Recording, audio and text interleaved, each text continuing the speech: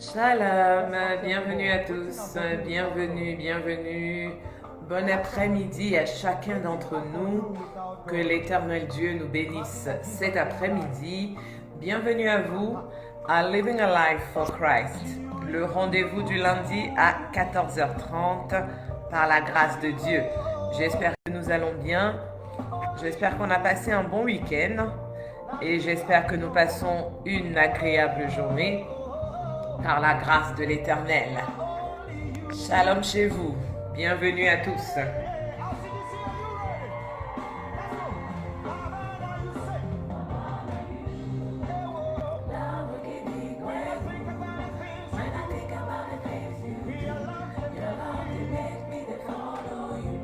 Merci à ceux qui se connectent. Merci de partager. Merci de commenter. Merci de liker. Merci également d'inviter vos contacts, amis, famille, collègues, connaissances, afin que nous puissions partager ensemble ce moment dans la présence de l'Éternel.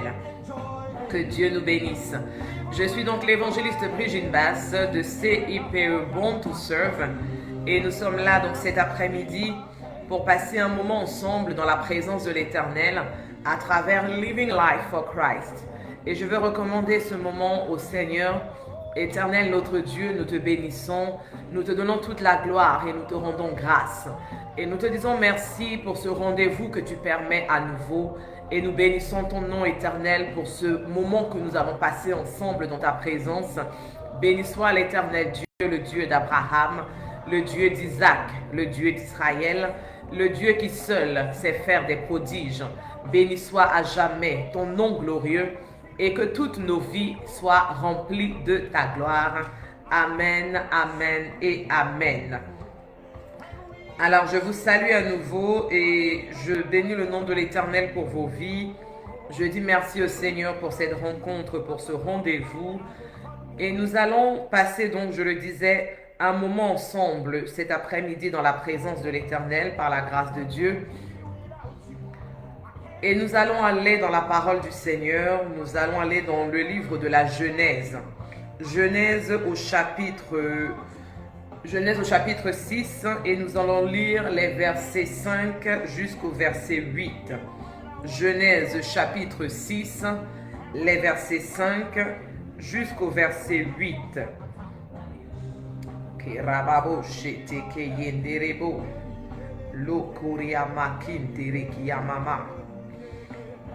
Donc je lis la parole, Genèse 6, verset 5 jusqu'au verset 8. L'Éternel vit que la méchanceté des hommes était grande sur la terre et que toutes les pensées de leur cœur se portaient chaque jour uniquement vers le mal. L'Éternel se repentit d'avoir fait l'homme sur la terre et il fut affligé en son cœur. Et l'Éternel dit, j'exterminerai de la face de la terre l'homme que j'ai créé, depuis l'homme jusqu'au bétail, aux reptiles et aux oiseaux du ciel, car je me repens de les avoir faits.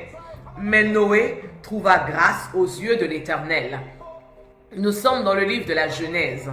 La Genèse, c'est le livre des commencements. Et ici, nous sommes au chapitre 6 et la Bible nous parle d'un constat que l'Éternel a fait. Le verset 5 dit que l'Éternel a vu que la méchanceté des hommes était grande et qu'elle était répandue sur toute la terre. Et à la suite de ce constat-là, l'Éternel a pris une décision. Le verset 7 dit, l'Éternel a décidé d'exterminer la terre, depuis l'homme jusqu'au bétail, en passant par tous les reptiles et par tous les oiseaux du ciel. Et dans cette décision qui a été prise par l'Éternel, il y a quelque chose qui attire notre attention. Au verset 8, la Bible déclare que Noé trouva grâce aux yeux de l'Éternel. Et nous sommes aujourd'hui dans la même situation. L'Éternel a regardé le monde, l'Éternel a regardé la terre qu'il a créée, le monde qu'il a fait. Et l'Éternel a pris une décision. L'Éternel a arrêté une décision. Il dit dans le livre de 1 Pierre au chapitre 4 et au verset 7, il dit la fin de toute chose est proche. L'Éternel a pris la décision que cette terre, telle que nous la connaissons, arrive à son terme. Le monde tel que nous le connaissons va bientôt s'arrêter. C'est la décision qui a été prise par l'Éternel. Et quand il a regardé sur la terre, quand l'Éternel a regardé le monde, il a vu des hommes, il a vu des femmes qui ont trouvé grâce à ses yeux. Et ce sont toutes ces personnes-là qui font partie du corps du Christ, de l'Église du Seigneur. Parce que avant que l'Éternel n'arrête la terre telle que nous la connaissons, avant que l'Éternel ne mette un terme à ce monde, il y a des personnes qui ont trouvé grâce à ses yeux que l'Éternel va épargner. Il y a des personnes qui ont trouvé grâce à ses yeux que l'Éternel va exonérer. Des personnes qui ne vont pas endurer l'extermination de la terre, l'extermination du monde. Donc c'est une décision qui est déjà prise par l'Éternel. Il va arrêter ce monde tel que nous le connaissons. La décision est arrêtée dans la pensée de Dieu. Et quand nous allons encore dans Genèse chapitre 6 et que nous prenons les versets 13, 14 et 22, voici ce que la Bible nous déclare. L'Éternel parle à Noé, cet homme qui a trouvé grâce aux yeux de Dieu, et l'Éternel lui dit, fais-toi une arche de bois de gopher. Tu disposeras cette arche en cellules et tu l'enduiras de bois en dedans et en dehors. Et au verset 22, c'est ce que fit Noé. Il exécuta tout ce que Dieu lui avait ordonné. L'Éternel veut arrêter le monde. L'Éternel va arrêter la terre telle que nous la connaissons.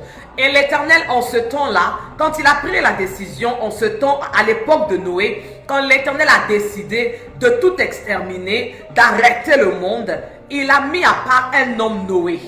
Et il a communiqué son instruction à Noé. Il dit à Noé, je vais arrêter le monde, mais tu as trouvé grâce à mes yeux. Alors avant que je n'arrête le monde, je te demande de construire une arche.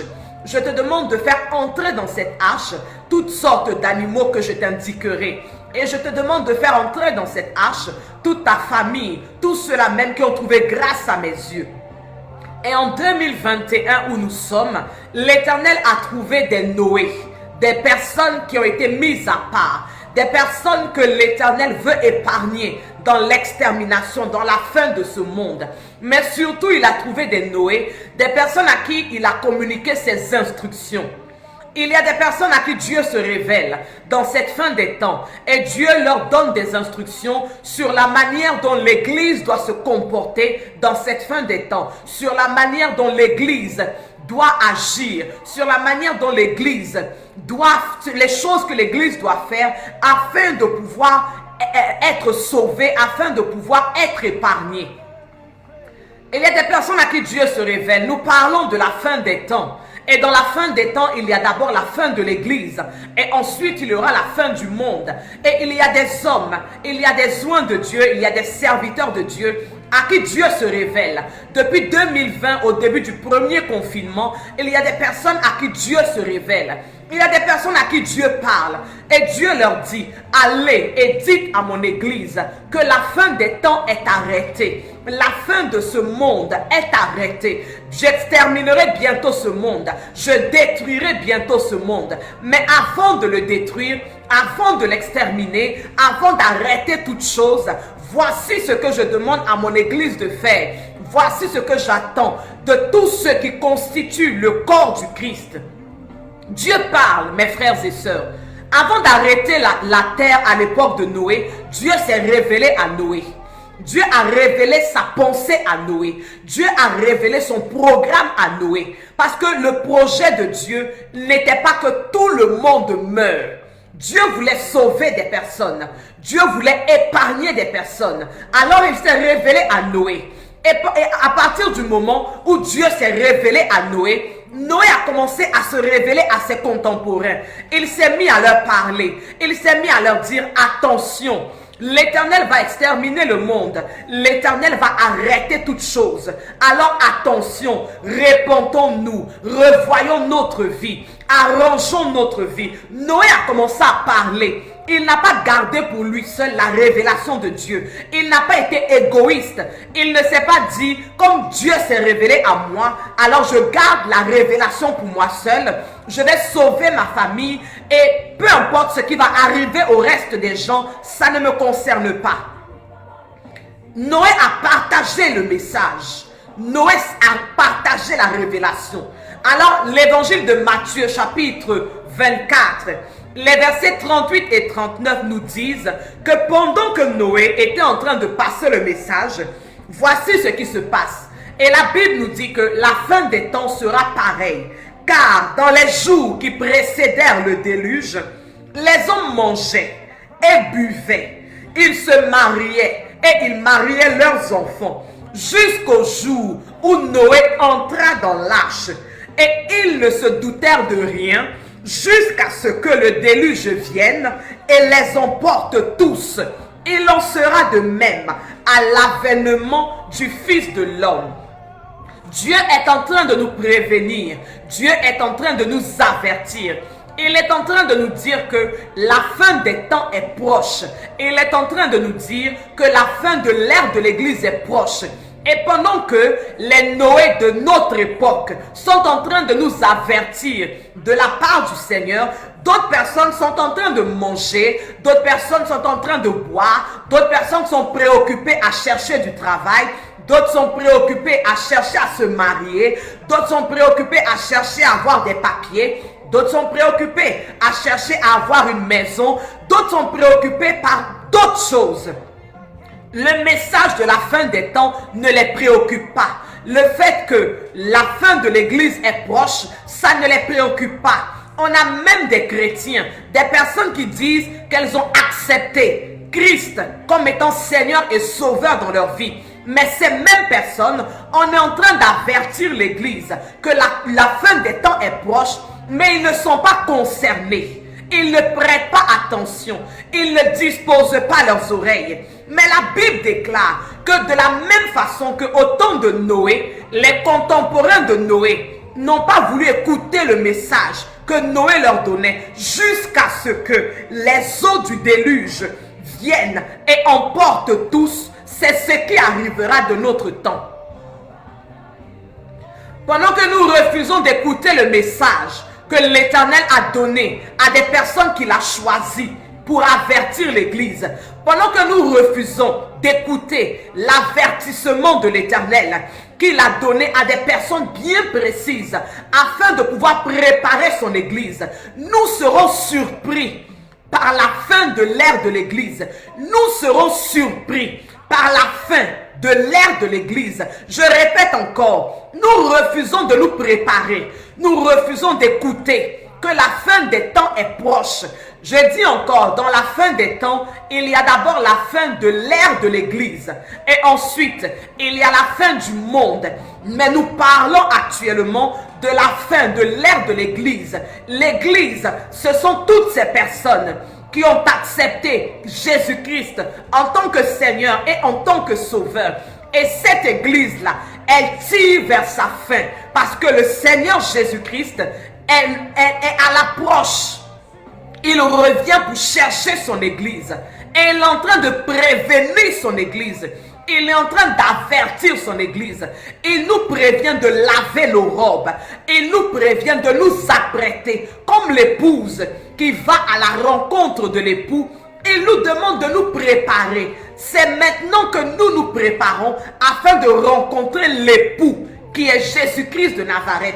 Et comment est-ce qu'on se prépare? On se prépare en abandonnant notre vie ancienne, tout ce à quoi nous sommes attachés et que Dieu nous reproche, tout ce à quoi nous sommes attachés et que Dieu n'aime pas, le péché qui est dans notre vie, la colère, la jalousie, la rancune, la convoitise, la division, l'hypocrisie, toutes ces choses-là qui sont contraires à l'Esprit de Dieu dans nos vies. C'est le moment où nous devons nous débarrasser de cela. De la même façon qu'une épouse se débarrasse de son ancienne vie avant de rentrer dans le foyer, nous sommes dans le temps où chacun d'entre nous doit se débarrasser de ce qui est ancien afin de revêtir le manteau de Christ pour aller à la rencontre du Seigneur Jésus.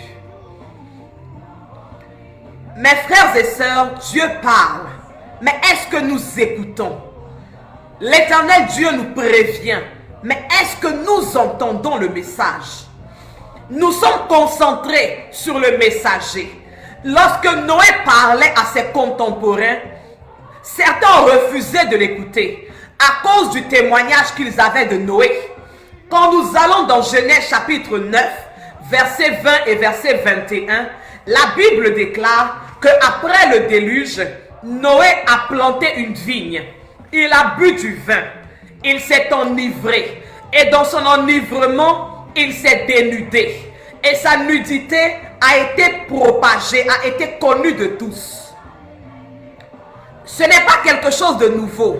Ce n'était pas la première fois. Parce qu'une habitude ne naît pas en une fois. Chacun de nous, on a des habitudes. La colère, là, tu peux avoir ça en toi. Et elle peut ne pas se manifester tous les jours. Et le jour où tu rentres dans une forte colère, les gens s'étonnent. Et puis ils disent, mais on ne savait pas qu'elle était coléreuse. Mais c'est quelque chose qui est en toi, sans que personne ne le sache.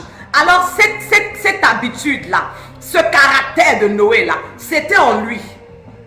Et les gens ne l'écoutaient pas. Les gens voyaient en lui l'ivrogne. Les gens voyaient en lui le fou. Les gens voyaient en lui l'insensé.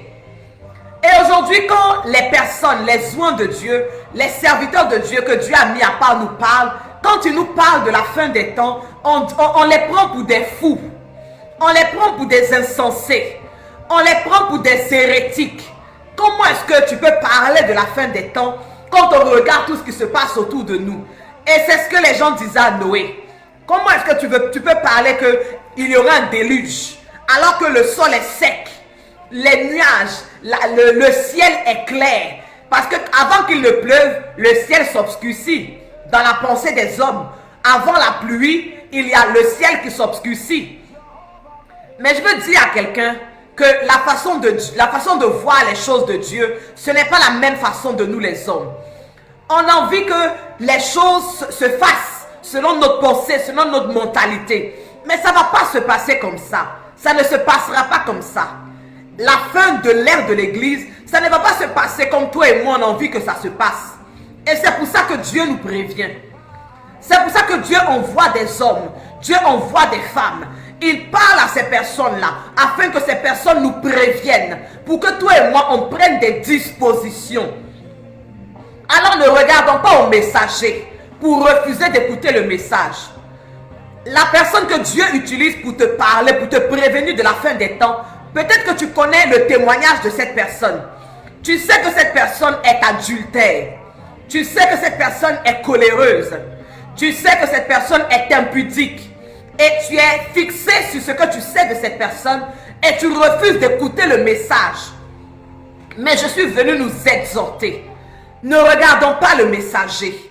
Parce que la Bible même déclare dans le livre de 1 Corinthiens, chapitre 27. 1 Corinthiens, chapitre 27. 1 Corinthiens, chapitre 1, versets 27 et 28. La parole de Dieu déclare, 1 Corinthiens, chapitre 1, versets 27 et 28.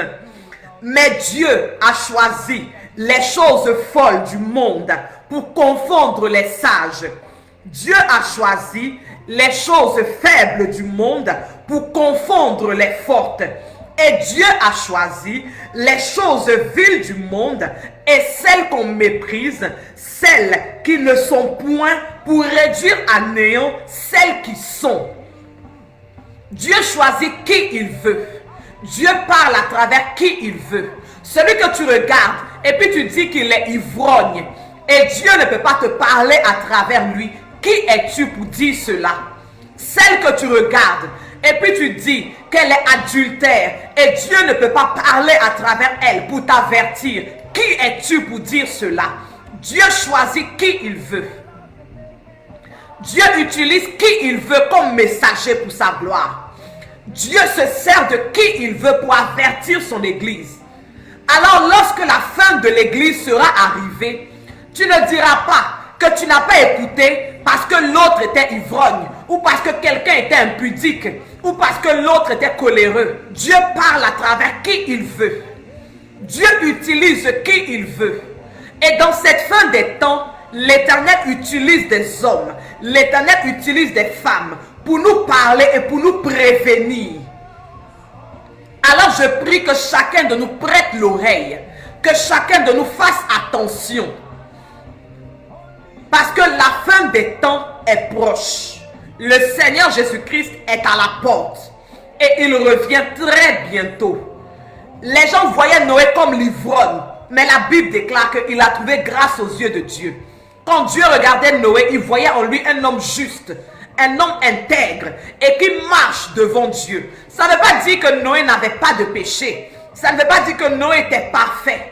Mais quand on met dans la balance ce qu'il faisait pour Dieu, ce qu'il était pour Dieu, pesait plus que ce que les hommes voyaient de lui. Alors arrêtons de regarder le messager, mais commençons à écouter le message. Et parmi ces hommes et ces femmes que Dieu a choisis dans cette fin des temps pour nous parler, il y a un homme, le docteur Olivier Bonny. Depuis mars 2020, Dieu se révèle à cet homme de Dieu, à ce serviteur de Dieu. Et Dieu lui parle concernant la fin des temps, concernant la fin de l'ère de l'Église. Depuis mars 2020, il a compilé tout ce que Dieu lui a dit. Il a compilé toutes les révélations que Dieu lui a données concernant la fin des temps. Alors je t'invite à t'instruire, je t'invite à t'édifier en allant sur la page Facebook suivante. The End of Time, la fin de l'Église, c'est pour très bientôt. Je t'invite à aller sur cette page. The End of Time, la fin de l'Église, c'est pour très bientôt. Va sur cette page. Et également, tu peux retrouver sur YouTube, le nom de la page YouTube, c'est The End of Time. Je t'invite à aller écouter tout ce que Dieu a communiqué à cet homme de Dieu, tout ce que Dieu lui a révélé concernant la fin de l'ère de l'Église, concernant la fin du monde, et tout ça concerne la fin des temps. Instruisons-nous, s'il vous plaît, instruisons-nous. Ce n'est plus le moment de perdre son temps à chercher les choses matérielles. On ne demande pas d'arrêter de vivre, on ne te demande pas d'arrêter de travailler. On ne te demande pas d'arrêter de faire des projets. Mais pendant que tu travailles, pendant que tu fais des projets, pendant que tu cherches un mariage, une maison, une voiture, n'oublie pas que la fin des temps est proche. N'oublie pas que le travail que tu cherches ne te préoccupe pas plus que le salut de ton âme. Que le mariage que tu cherches ne te préoccupe pas plus que le salut de ton âme. Que la maison que tu cherches, que l'argent que tu cherches, que la gloire que tu cherches dans le ministère ne te préoccupe pas plus que le salut de ton âme. Parce que le Seigneur Jésus-Christ est à la porte. Et la fin des temps est proche. L'Église est sur le point d'être enlevée. Et une fois que l'Église aura été enlevée, le monde tel que nous le connaissons ne sera plus le même. Une fois que Dieu aura enlevé son Église, le monde tel que nous le connaissons aujourd'hui ne sera plus le même. Alors j'invite encore quelqu'un cet après-midi à revoir sa vie. Si tu n'as pas encore accepté Jésus-Christ comme Seigneur et Sauveur, je t'exhorte, accepte le Seigneur, donne-lui ta vie, parce que bientôt ce sera trop tard. La grâce est encore disponible, pour faire de Jésus-Christ ton Seigneur et ton Sauveur. Mais dès que le Seigneur aura retiré l'Église de ce monde, la grâce ne sera plus disponible. Tu pourrais être sauvé, mais tu devras d'abord endurer la tribulation. Tu devras endurer les pleurs et les grincements de dents. Pendant que la grâce est disponible, accepte Jésus-Christ en tant que Seigneur et Sauveur. Telle était la parole que je voulais partager avec vous cet après-midi. Le messager et son message. Le messager est choisi par Dieu. Et le contenu du message est pour que toi et moi nous soyons sauvés. Alors, focalisons-nous sur le message et arrêtons de juger le messager. Concentrons-nous sur le message et arrêtons de critiquer le messager. Et que Dieu nous bénisse encore cet après-midi. Je suis l'évangéliste Brigitte Basse de CIPE Born to Serve. Je bénis Dieu pour vos vies, vous tous qui avez été connectés cet après-midi. Je prie que tu partages ce message. Peut-être que tu parles de la fin des temps autour de toi et les gens ne veulent pas t'écouter. Prends le lien de ce message, partage sur ta page Facebook, partage dans Messenger, partage sur WhatsApp, partage tous les réseaux auxquels tu appartiens, partage. Et cela fera du bien à une personne par la grâce de Dieu. Partage. Et je nous donne rendez-vous jeudi prochain. Jeudi, nous serons le 15 avril à 20h30 pour notre rendez-vous de prière. Prayer that changes things. Jeudi prochain, le 15 avril à 20h30, par la grâce de Dieu, on se retrouve afin de prier ensemble. Alors, tu as un sujet de prière. Merci de m'envoyer ton sujet en inbox. Tu m'écris un message en inbox pour m'envoyer ton sujet pour que jeudi prochain, nous puissions élever la voix ensemble dans la présence de Dieu pour présenter tous ces sujets de prière. Que Dieu bénisse la vie du frère Yaya Sanogo. Que Dieu bénisse la vie de la sœur Augustine Florentine. Dieu bénisse la chantre et servante de Dieu Precious Eli Isha.